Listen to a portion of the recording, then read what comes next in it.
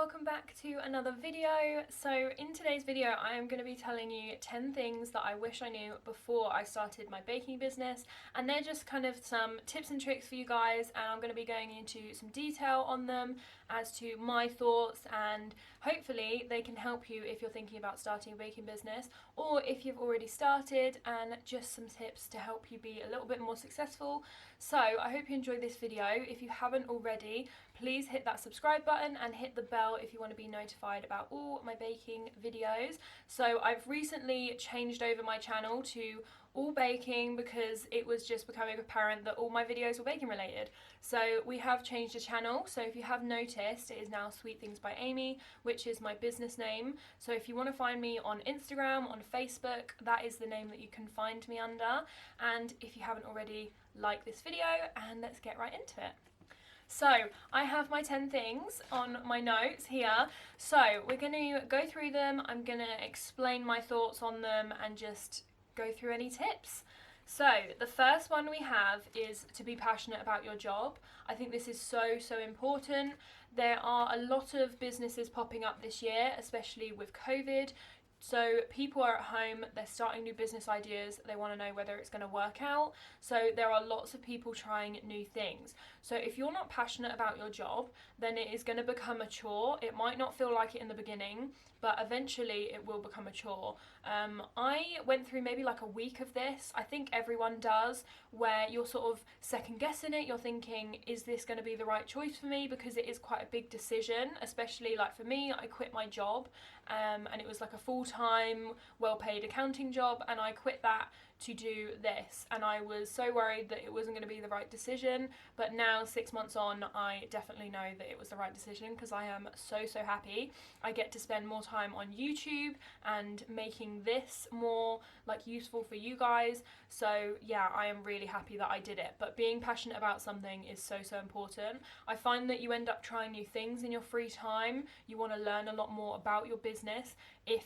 you are passionate about it. So I'm constantly like, most of my free time is spent watching decorating videos or how-to videos just because I enjoy watching them. Whereas if you're not doing that and it's a chore for you, then the quality will go down in your products because you're not enjoying what you're doing. So I think that is so important.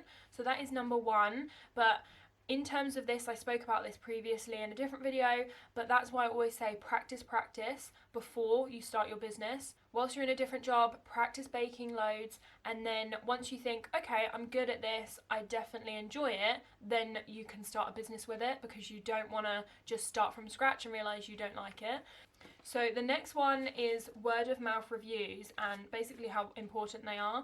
So a lot of my orders are from people that say that they were recommended by someone else, and quite a few people get gifts bought for them. A lot of my brownies are bought as gifts, and then they've got a review from the person that they bought it for, and then the person that purchased it, if that makes sense, actually ends up buying it for themselves. So they originally bought it as a gift and then they buy it for themselves because the gift receiver said that it was so good, and they know each other, and then it gets passed on to other friends and then they order as well. So I get a lot of orders through word of mouth, and that's also why it's important to always be professional and nice to your customers, no matter whether they are actually a customer or whether it's just an inquiry or a message. Because I mean, I get lots of messages and some of them are more abrupt than others, and it's just part of the business. You know, a lot of people can be blunt because there isn't that etiquette there. And then some people say, you know, hi, please can I have this, or please can I inquire about this. But some people might just say, how much? And sometimes you might think, oh, I'm not replying to that, that's rude. But then you reply to it and a conversation starts going and they are actually serious about ordering. It's not just like a rude message. So it's always good to be professional, because if you put a word wrong, then it can get back to someone, and if they then tell that to someone else, then they might not want to order from you. So it is really important, because it is such a small town. Wherever you live, it's surprising. I thought I knew a lot of people here, and I don't. There's so many people that know each other that I did not know about, like family that know people that have placed orders. So yeah, you always want to make sure that you're professional, because you don't know who people know and they could be a potential order. So leading on from that, I've got how to deal with negative reviews. So I'm actually going to do a whole video on this, but I will talk about it briefly because it can put you in a bad position and you can feel very like negative and hurt about it, and you want to just take it as constructive. As much as some people's reviews can be more harsh than others, just try and take it as a good thing and think how you can improve from the comments that they've said. Obviously, if it is something that is petty and it's not correct, so I mean, some people make up reviews on people's pages where they haven't even ordered. Like, if it is something where it isn't true, or you know that it was some kind of scam, or like to try and get a free cake or something where they've gone back to you and said that they didn't like it, but then they've eaten the whole thing. So as long as it is a genuine review, just try and take it as constructive. So there's a couple of solutions which I only learned about a couple of months ago. So one, you don't want to apologise too much, because sometimes that can be seen as that you're in the wrong when you might not necessarily be in the wrong. And it can also be taken as, I don't want to say a sign of weakness because that doesn't relate to this situation, but that's kind of what I'm trying to say. So sometimes if people see that you're apologising a lot, they might try and then get a full refund, is my point.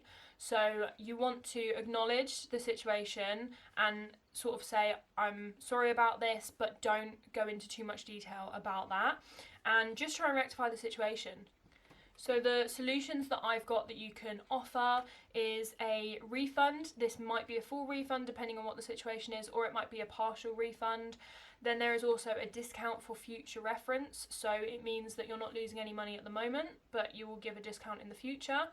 And then there is nothing. So it depends what the situation is, but I would recommend things like signed documents. I don't have these because I've never been in a bad enough situation, and I find that a lot of my customers are regulars, so in terms of cakes, so I trust that if there was something wrong they would just come to me and I wouldn't have to do the signed document situation. But with new buyers I am planning to introduce that. So it's basically where when the cake leaves your premises, you get them to sign a little document, and it's literally just a paragraph that says that they understand that once it leaves your premises it is no longer your responsibility, and that they need to be driving safely, they need to store it accordingly in line with your advice, so that if someone has it on their lap and it falls over in the car, then you've already told them that it should have been in the footwell, so they haven't followed your instructions. So it means that it covers you for stuff like that. So you can use that option or you can choose not to, but I'm definitely going to be implementing that because I keep hearing horror stories and I'm just worried that I'm going to be one of them soon. Touch wood, I am not. But yeah, I would rather avoid it so that you're covered. The next thing is the importance of your work over all of the exterior stuff. So when it comes to things like logos and all your paperwork, in terms of stickers, like tissue paper, the way that you present your orders. So it's very important for it to look nice, but it's also important for it to be a good product. So some people sometimes put too much importance into their logo and promoting all of that, when really a lot of people just want to see your work. So I spent about 2 months before I even started selling, where I was posting photos of my makes and I was giving information about them, like flavours, and making menus so that people knew what was available.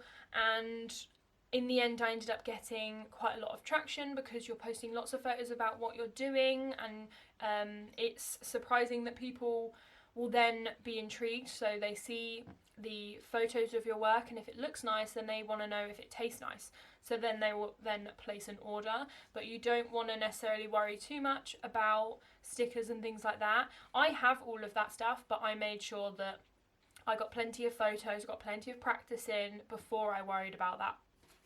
So the next thing is about pricing. So I did a whole video on this, I'll put a ticket above, but it is price your goods based on your costs and your skill/worth. So you don't want to be undercutting, and you also don't want to be overcharging.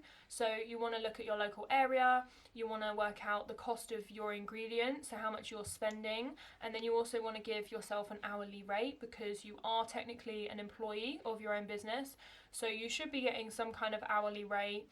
Your hourly rate can depend on your skill. This doesn't necessarily have to be actual qualifications because, you know, some people aren't trained in terms of a certificate of like cake decorating at a school, but then they are just as good as someone that has done that qualification. So you need to work out the worth of your work and how skilled you think you are, and then charge based on that. But you also don't want to undercharge because that then undercuts bakers in your area, and it's important not to do that because it then makes the customer think that other bakers are overcharging when then not necessarily, they're just charging their worth. I've been told before by the odd person that, you know, that's a little expensive for my price range, and I'm happy with that. I completely understand that some people's price range is different to others, but I had 6 cakes this month, and that just shows that people are happy to pay the prices that I am charging. You just need to get the right customers. So if you're not getting those customers, don't then change your prices. Just make sure that you're putting enough information out there, you're putting enough products out there of different things that you're trying, and you know, you can get cake dummies to try different things if you don't want to actually make a cake, and they're super useful and it gets your work out there. So I definitely recommend those. But yeah, don't undercut yourself because you're worried that people won't buy. Price yourself based on your worth. So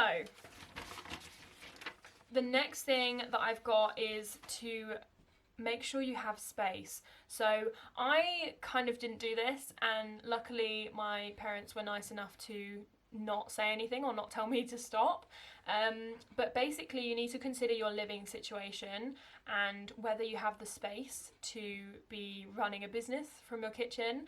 And it's also storage because there is so much that comes into it. Luckily we have an extension on our kitchen, and most of you will know about this if you're a returning follower, but I have an extension and all the cupboards and worktops in that area are for me. So I've got about 4 cupboards that are all for business. So I have quite a lot of storage, still not enough. I'm still overflowing all of it. But yeah, and I also have half of my fridge, which I can use for cakes as well. But you need to make sure that you have the space, especially because you don't want to start doing all this work and doing all the research, making cakes, and then it gets to the point where you are taking over the house and no one's happy about it. So it might just be that it's not the right time. Maybe wait until you move out, whether it's renting or actually buying a place, but it just depends on your situation.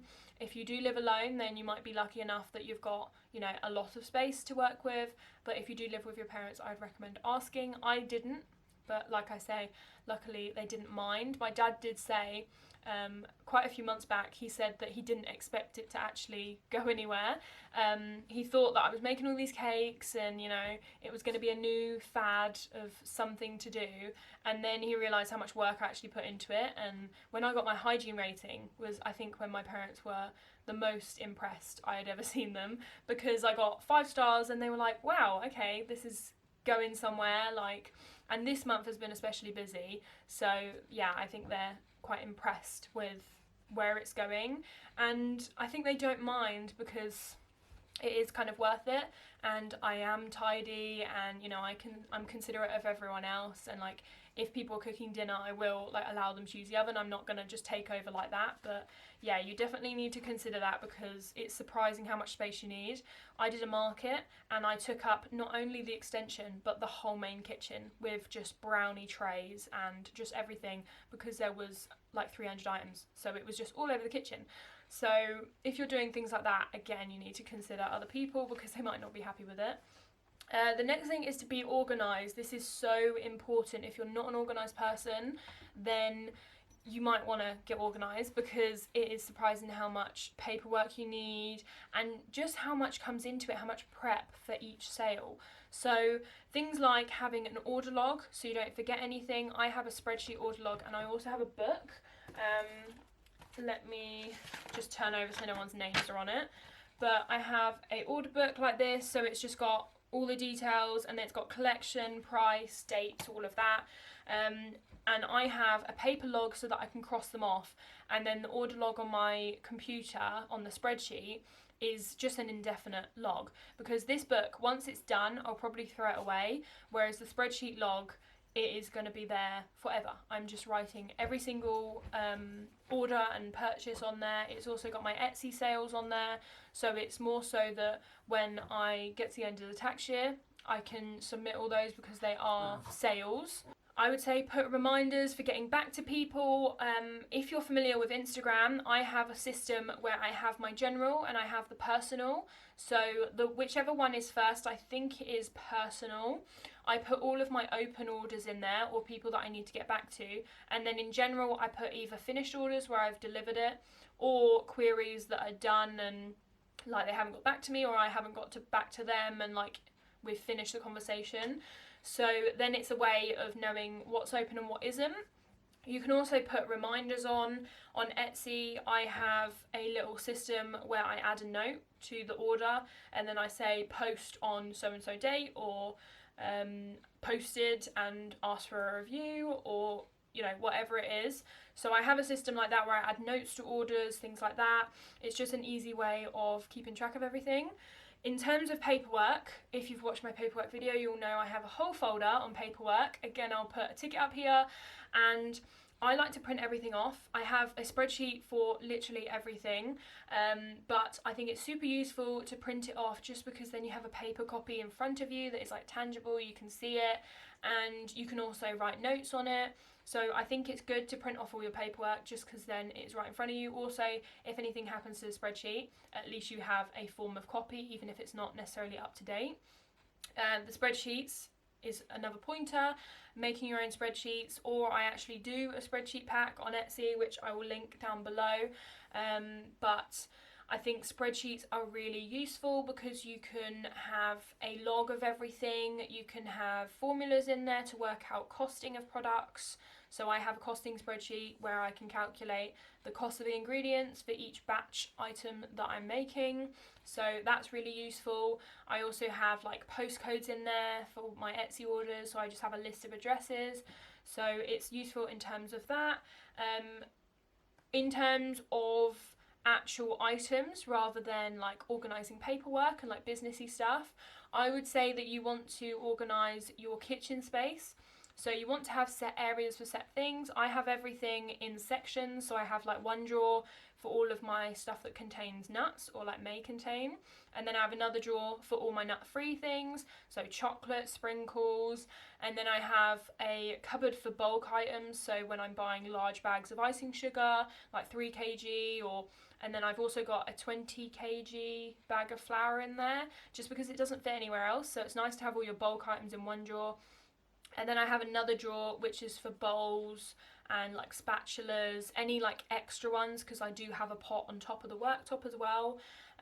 So yes, I think it's good to have an organised space, because then it gives you a clear headspace for when you're then working in that area. So the next thing that we've got 3 left, because I've spoken for so long already. So I think I mentioned this earlier, but continuing to learn and try new things, it is so important in any profession. This goes for all businesses, but it's good to always learn new things, because then you're up to date with the current trends, the current things that people are looking for and interested in. It even comes to things like YouTube. People watch trending videos, and when there's a type of video trending, then like Q&As, things like that, then people jump on that and everyone will be making them. So it's the same for your business. So it goes for cakes as well. Like if it's really popular to do brownie boxes around Christmas, or like hot chocolate bombs are a prime example. So I actually didn't do these because I had way too much on, but hot chocolate bombs are a trend. So they have come out this Christmas, everyone is doing them. There's lots of people in my area doing them, so that's why I didn't bother. But it's such a common thing at the moment. I don't know whether they will last into the new year, but it's basically a chocolate shell that is a circle, like sphere like that, and it's filled with marshmallows, chocolate, cocoa powder, that kind of thing, and you just melt it in hot milk. So that is a trend at the moment. So you need to work out whether you want to take on new trends, new things. So I think it's always good to keep learning and just learning new techniques. I am always using my cake dummies in my spare time. I make YouTube videos on them where I just try different designs and then I can take photos and use it for my portfolio. So it's a win-win. You get to try some new designs and then you get the photos as well. And a lot of the time, I don't think anyone knows that mine are dummies. Like, if you had to pick off my page which ones were dummies, I don't think people know. Because even the photo, people say, oh my god, this cake looks amazing. And I'm thinking, it's actually a dummy. So yeah, they're really, really hard to tell. So they're so useful. The next thing is don't overbook and overwork yourself. This is coming from me, and that sounds a little bit hypocritical if you know me, because most nights this week I have been up till midnight or like 1 a.m. But it is dependent on yourself. If you can stay out that late and still get the quality in and make sure that it is a good product and you're taking time with the order, then that's absolutely fine, I think.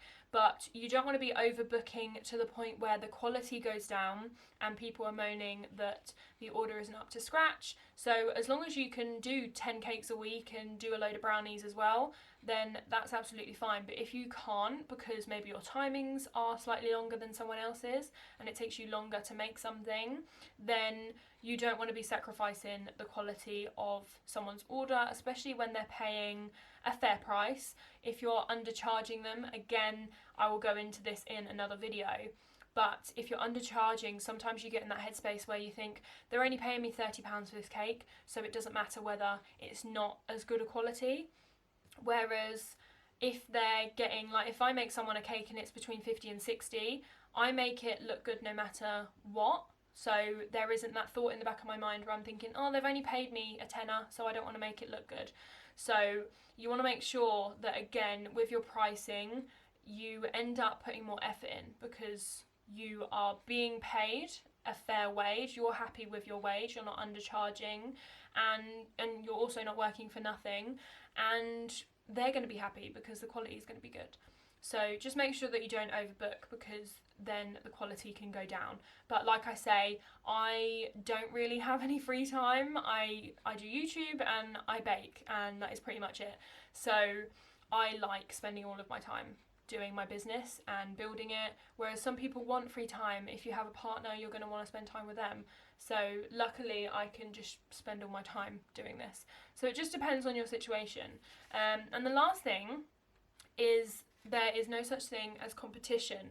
So in your local area, if you have lots of other bakers, as long as they aren't stealing your work in terms of actually plagiarising it and stealing things like photos or anything like that, they can take inspiration, because you can take it as a compliment that they're taking inspiration. But if like they copy it exactly, then you would know that it's a copy. So I think in terms of not having any competition, I follow a couple of bakers in my local area, but not many. I know that there's more than what I'm following, but I'm just not interested, as like blunt as that might sound.